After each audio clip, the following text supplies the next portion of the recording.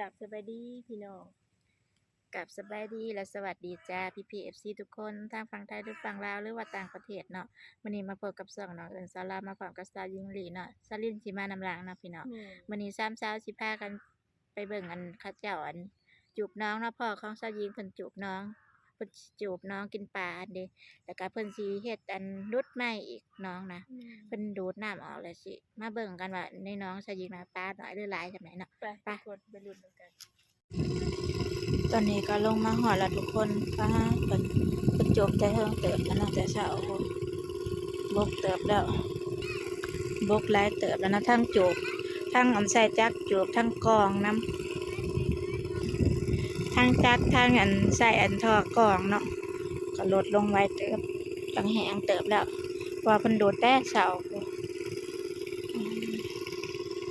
น้องก็ค่อนข้างว่าเลิกเติบเนาะดูดออกแล้วเปิดกระสีดูดปาดเป็นพันใหม่กาให้มันเลิกกว่าเก่านะสิประมาณนี้ปาดดูดขึ้นทางคันปาดขึ้นทางคันเพราะว่าน้องตัวนี้นะมันบ่อยากกันเลิกปันไดนะสิดูดให้มันเพียงเลิกกว่าเก่า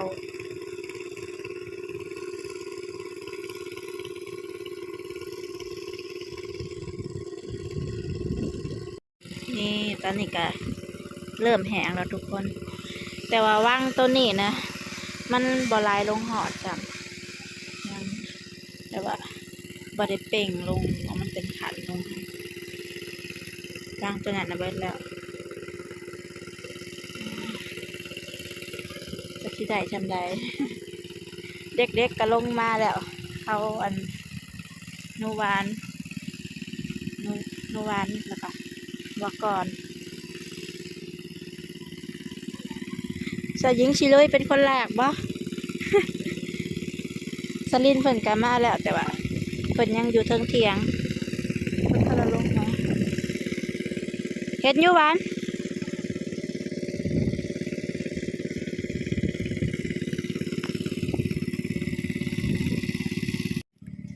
ดีอันนี้ก็ดังไฟไว้นะเตรียมสีย่างปลาเนาะตอนนี้น้ำก็กำลังแห้งกำลังเริ่มแห้งแล้วดังไฟสลินจะเห็นหยังเก็บหอยปลาเหลืออยู่ปลาอีหยังบ่ปลาจีนปลาในคำบ่ใหญ่เนาะว่าโตบ่อยากใหญ่ปานใดเนาะ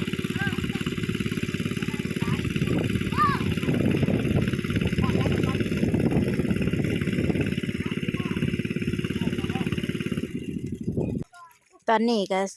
ลงมาหอดน้องแล้วพี่น้องลุยเราเชิญนะลงมาเลยยังบ่ทันลุยค่ะได้พี่น้องจังหน่อยก็ลุยอลีบาดนี้นะจังหน่อยนี้ปลานะเนาะมันหักทันลุยค่ะเดี๋ยวน้องมันน้ำมันแดงเดี๋ยวละปลาบ่อยากใหญ่แม่นชิวกะลาอยู่เนาะซิวกุ้งซิวแลกซะบ่ข่อยน่ะบ่เห็นหอดหมกห้อยมันบ่ลายไปเนาะสาวหญิงเพิ่นยังบ่ได้ลงมาเพราะว่าเพิ่นหน้าที่เพิ่นสิย่างปลาเด้ เก็บหมกห้อยจุบเก็บเอาที่รักก่อนบ่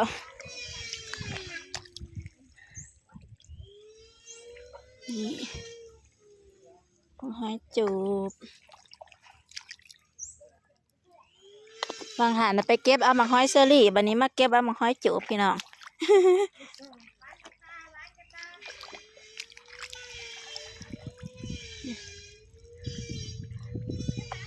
หน่วยใหญ่อยู่ได้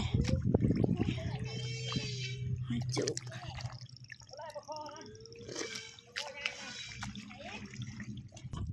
นี่เก็บได้หลายเติบแล้วทุกคนอยากทั่วก้นกระตาแล้ว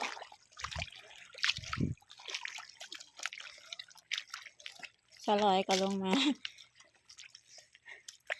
ว่าก่อนหาหล่อเก็บเอาหมกหอยก่อนกับสลินจังมาเก็บปลาน้ำหลังหน่วยใหญ่เนาะบัดหน่วยใหญ่กะ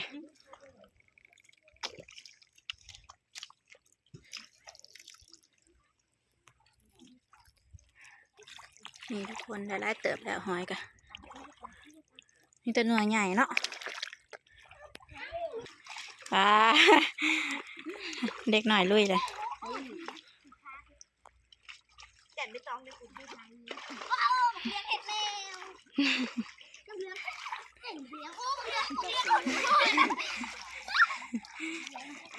ปลา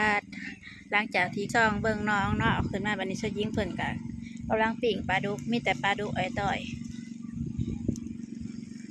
ไว้แหมเด้ไก่ไผ่แล้วก็แหมปลามีแต่ปลาดุกโคกโตปลาดุกเบิดเลยปลาไผ่กับลูกแห้งขนาดเลย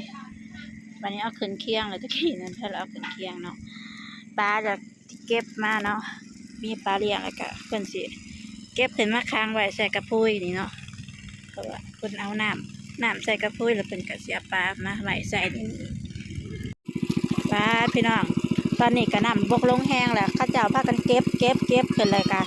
ใส่กระถางเนาะใส่กระถางตัวนี้เลยเอาขึ้นไปใส่ไว้กระพุ้ยแล้วเพิ่นสิเอาลงไปปล่อยอยู่น้องพาดุดๆเนาะเพราะว่าน้องนี่น้ำปลาบ่ใหญ่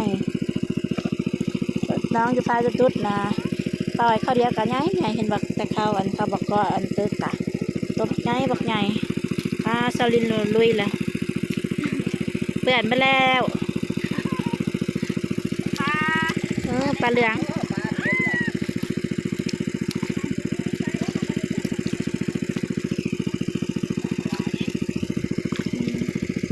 นี่นะปลาเหลืองนะปลาทับทิมสวรรค์นี่นะตั้งได้นั่นนะไก่อันตีนนะทางล้างทั้งนั้นแหละนี่นะผสมภายในกรรมเล็กหน่อยนะมากและกันงมปลานะ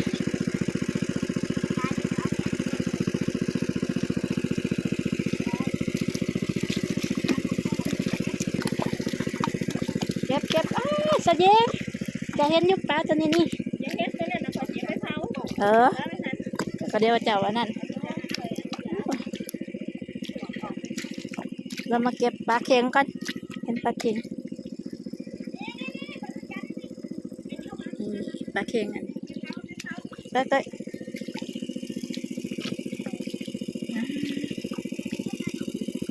ปลาหอยก็ยังเห็นอยู่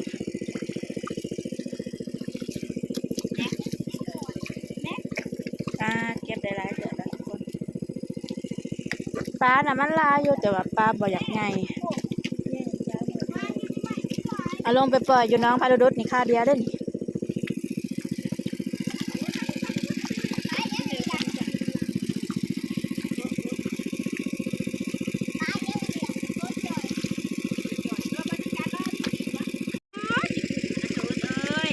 หลายบ่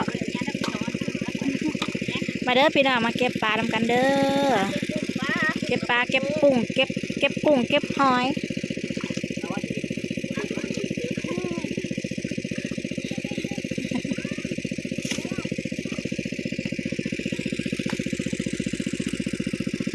มาเดินมาลุยขี้ต้มน้ำกันพี่น้องกับบะลุยกับบะได้กินได้ปลานี่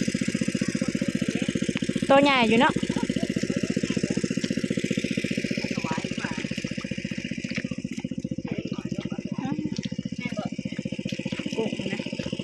กุ้งนะพี่น้องนะพวก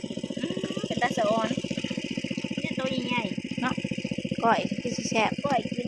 แซ่บก็เอาไปตำแล้วก็ผึกลงน้ำหมูเขาตำ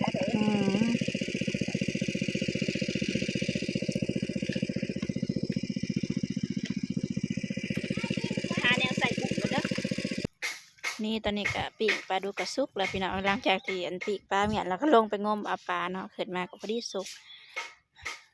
ปีกปลาอันดูกซุกแล้วก็มาปีกปลานวลจันทร์อีก2 ตัวพี่น้องได้อีก2 ตัวปลาดุกอันเอาในขอนเนาะถอกในขอนในโกนได้อีก2 ตัวซ้ำกันเบิดเนาะปลาดุกนะ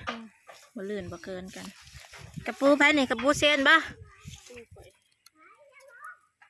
มื้อนี้เปลี่ยนบรรยากาศพี่น้องลงมากินข้าวอยู่เที่ยงนา จูบปลาแล้วก็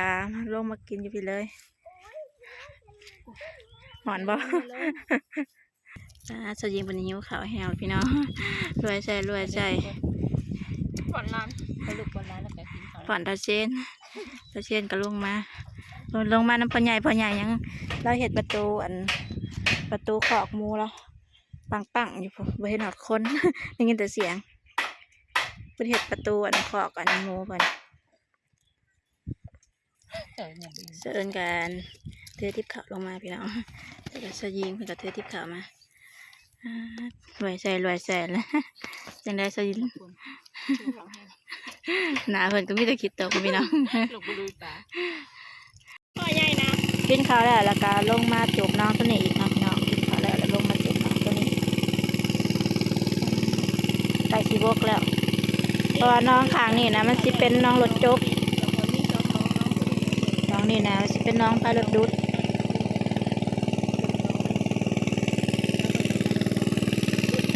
เบิ่งน้องขางทั้งนี้เนาะว่าสิได้อันปลาลายสำน้องข้างนั่นบ่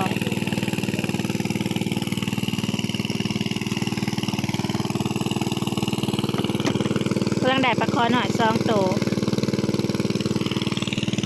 ซ้ำกันคักแน่ปลาเลยนี่ทุกคนไก่สีแหงแล้วทุกคนเด่นนะปลาคอนะ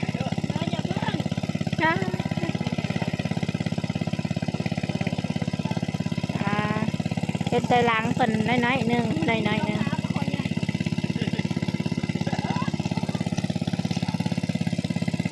สยิงเพิ่นสิลุยแล้วพี่น้องสยิงเพิ่นสิลุยแล้ว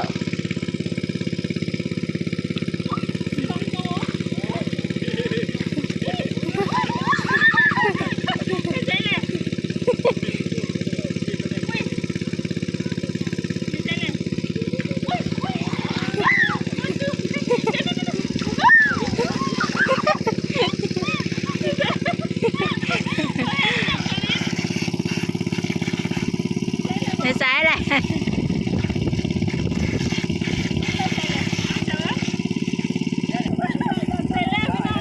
ไปแล้วบ่สยิงเก่งกะลีไปอีกต้นหนึ่งน้ำซาลินพี่น้องป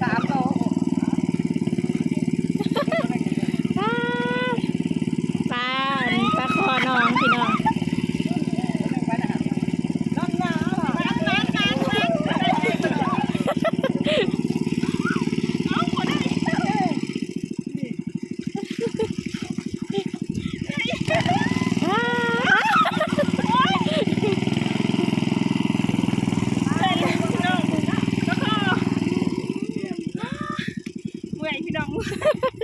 ไหนจะประคองอ่ะเมื่อยพี่น้อง ยังอีกบ่ตัวหนึ่งบ่เอางม4 คนบ่ได้สิพ่ออยู่มึง